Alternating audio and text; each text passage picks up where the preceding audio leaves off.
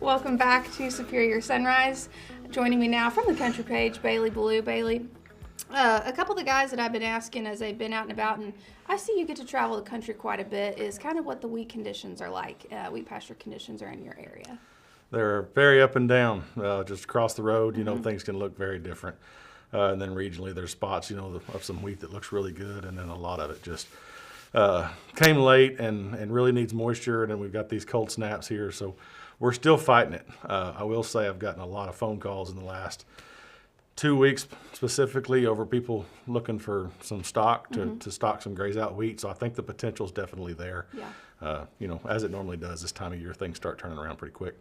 Well, and let's talk about the market, how things have been moving on the country page.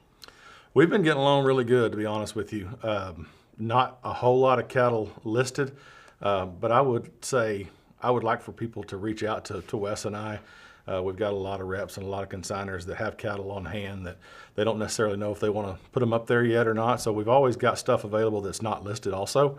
We'd love to put you guys into contact. So if you're looking for something, man, feel free to give us a call, and Wes and I would love to help you find the guy that's got them. You spend a lot of time up there on the block, so you see cattle selling during the video auctions, and then you're managing the country page. Where do these tools fit into a producer? When do you think someone should choose which avenue to market their cattle? Timing is everything. We talk about this the last several years. It's just programs and vaccination protocols and weaning protocols.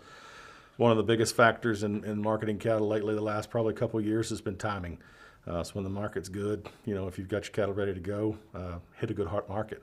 So, just like yesterday's market was incredible, today I think we're going to roll right through it.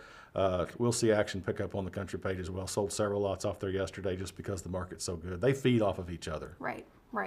Well, Barrett was on just before you, and he was telling me he already has his room booked for Steamboat, which is hard to think that we should already be planning for those summer sales. So I'm going to ask you to look in probably your magic crystal ball and tell me, what are your predictions for this summer market, seeing what we're seeing now?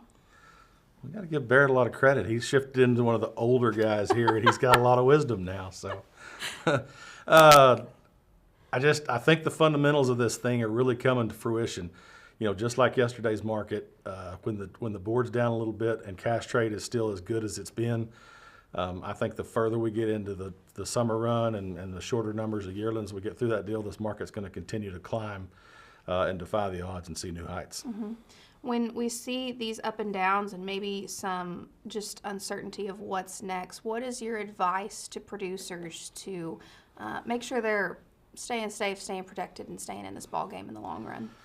Like I said, as far as everything, in my opinion, goes, timing is everything. Just keep an eye on the markets. Yeah.